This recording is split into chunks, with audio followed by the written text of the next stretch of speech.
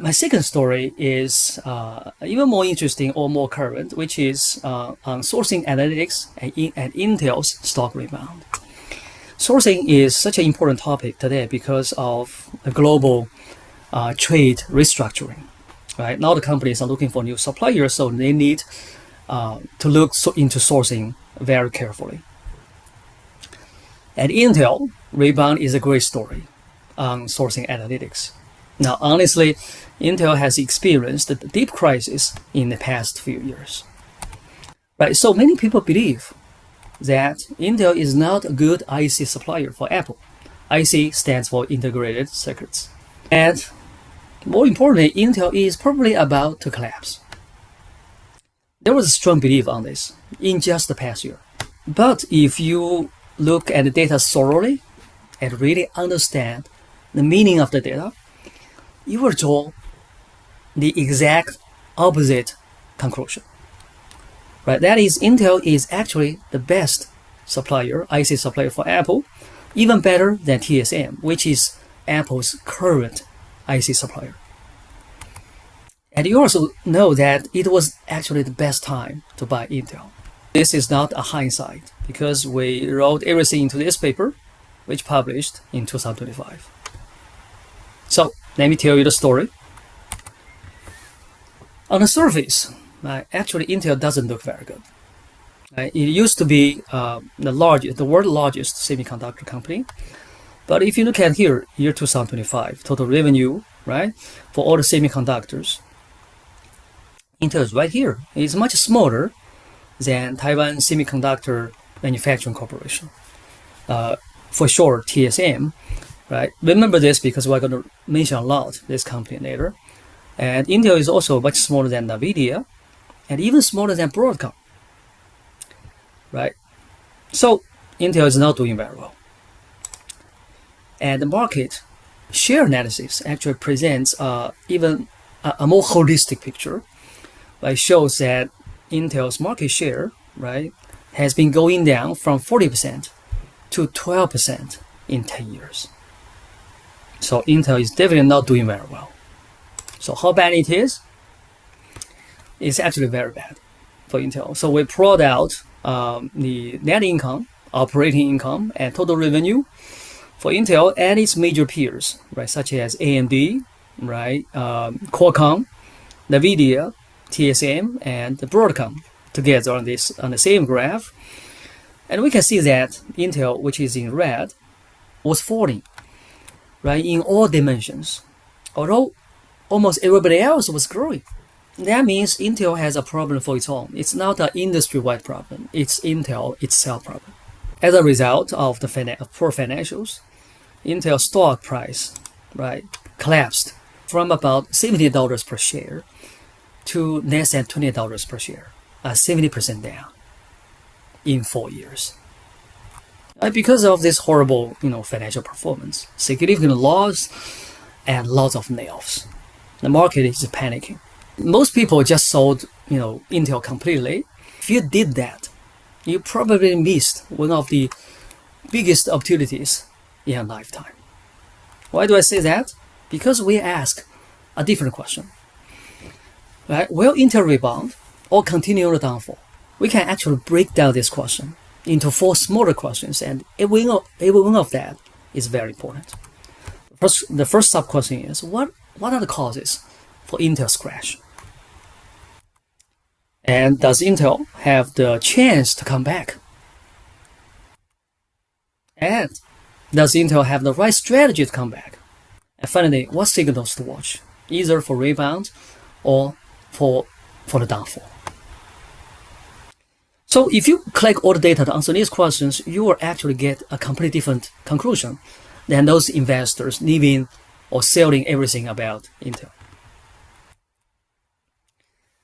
So the causes for Intel's crash is actually very simple. I'm sure everybody knows that. It's the market shift, right, during 2022 to 2024 from CPUs, right, to GPUs. Right, CPU becomes not so popular, right? Everybody was chasing after GPUs to train AIs.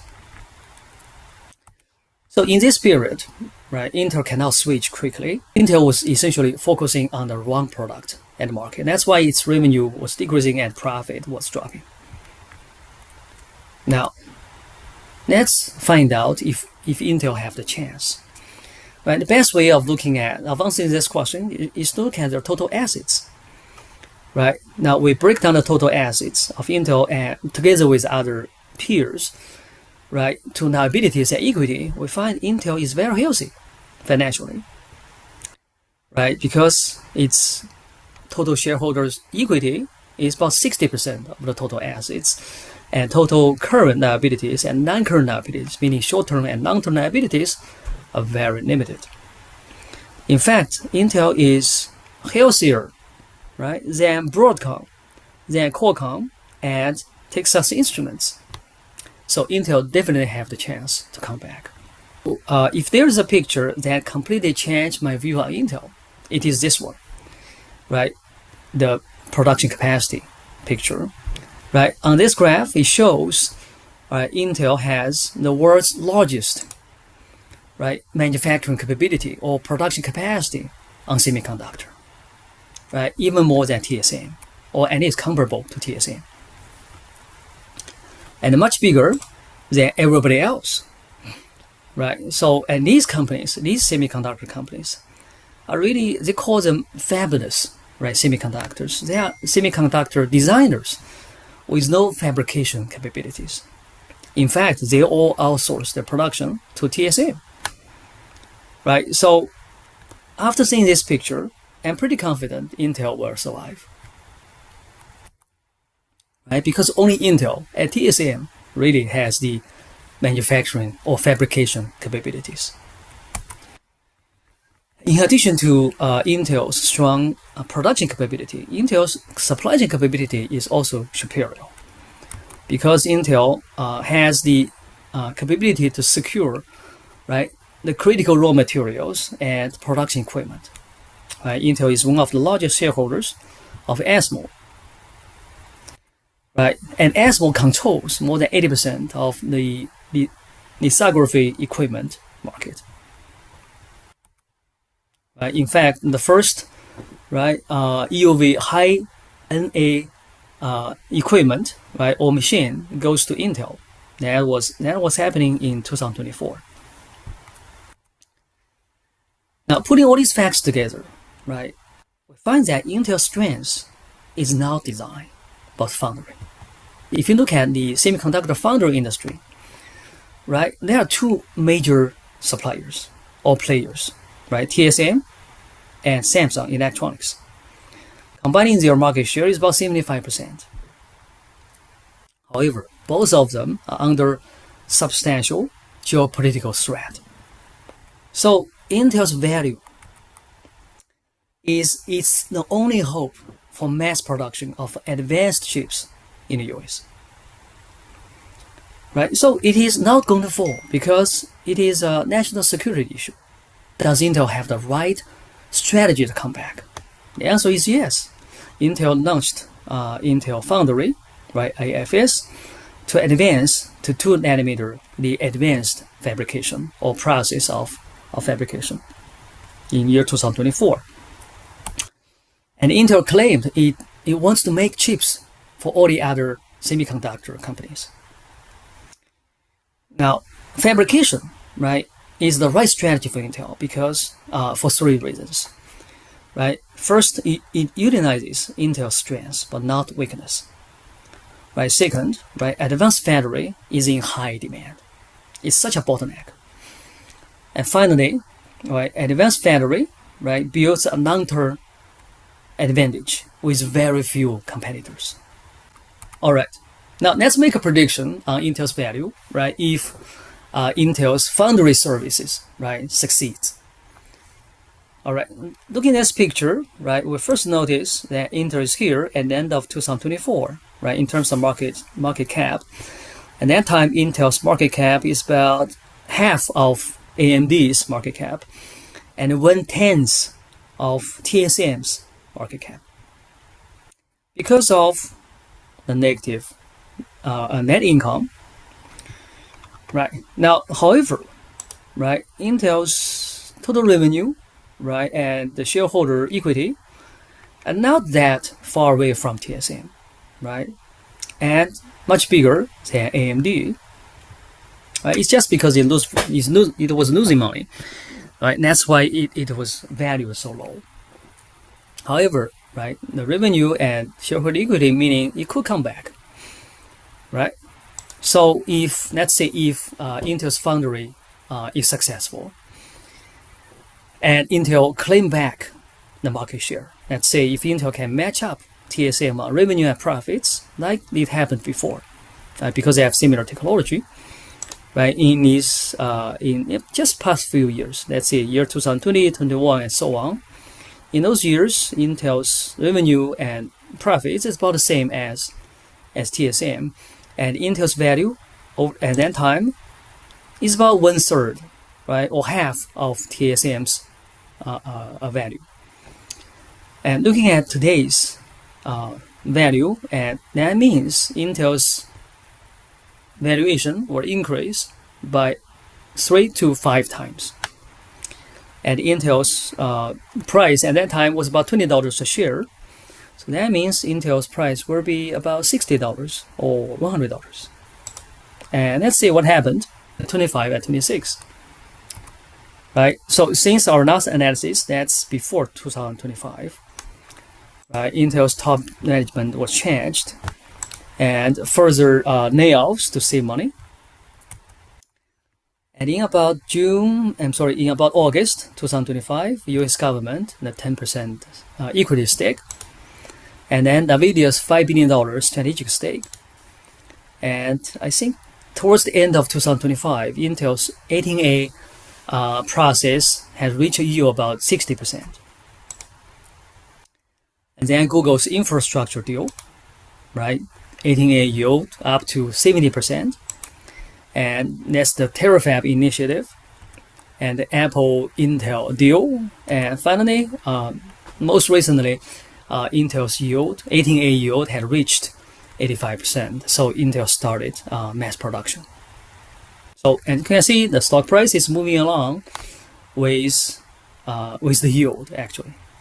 I would like to make another projection, right, on Intel's value right now, right, for August 2026. Intel has started the recovery in 2026 because it makes significant improvements in its 2nm advanced process. But its value is still significantly smaller than its peers because its financials haven't come back yet. Right? As of August 2026, Intel's value or market cap is 510 billion. AMD is about 50% more, 786 billion, and TSM is about $2 trillion. Right? As I said before, Intel has made solid progress on 18A and 14A, and it will be the only advanced chip foundry, meaning less than 2 nanometers, right, on US soil. So most likely this is what's going to happen. Right? Intel and TSM will split the advanced chip market in 1 to 2 years, given their similar foundry capabilities. And Intel's value will be roughly about 50% of TSM, and with a price about $200. Okay, now you can check Intel's price today to find out how much it's worth. The reason I say this is likely is because there are two things I'm not sure. Right? Those two things, the first of that thing is let's look at the first unlikely scenario. Right? There could be another major issue, right, with the 18A or 14A process. Now it could happen, although it's rare, but if that happens, it's going to hit Intel hard and cut its value significantly. But I don't think it's going to break Intel, right, because it's a national security issue. This is the first unlikely scenario. The second unlikely scenario is that, for example, China invades Taiwan in year 2027 or 28. And it's going to wipe out TSM, the best plants or foundry plants of TSM completely. And Samsung in South Korea will also be in danger. right? Because it's very close to North Korea, and North Korea is a strategic partner of China. So in that event, Intel will become the world's only advanced chip foundry. And I can now imagine Intel's price if that happens. All right, let's come back to Apple's story, right? Apple sourcing semiconductors. Why we believe, right, Intel is the best IC supplier for Apple. Now let's look at all the dimensions, all the supplier selection criteria. Right, let's check them one by one and compare Intel versus TSM. Right, innovation, technological capabilities, they're about the same. Production and supply chain capabilities, Intel actually is better, or at least the same as TSM. Pricing, Intel is excellent because Intel is so eager, right, to make chips for other companies. While in the same time, TSM has a significant bottleneck on its manufacturing capabilities, and its price has become so high now. Now, profitability-wise, Intel is poor because Intel barely break even now, and TSM is excellent. TSM is making a lot of money. But this really doesn't matter much because Intel is very healthy. It's not going away. Bargaining power, right? Apple definitely has the bargaining power over Intel, but not over TSM. Financial health, both of them are excellent. In terms of leaks and competition, they're also all excellent. So if you look at the green bars, right, for all these potential suppliers, Intel is clearly number one, right, and TSM is number two. So here's our suggestion, right, to Apple about sourcing integrated circuits, right, for its iPhone. We think that Apple should use a dual sourcing, use both TSM and Intel as the main foundries. Currently, TSM is used as the main foundry. And Apple should spread some work to Texas Instruments, Global Foundries, and so on and so forth for their specialties. This is close to Apple's sourcing strategy, except Intel, or at least not yet. And we think doing this, Apple can diversify its supply base, right, to reduce costs at risk.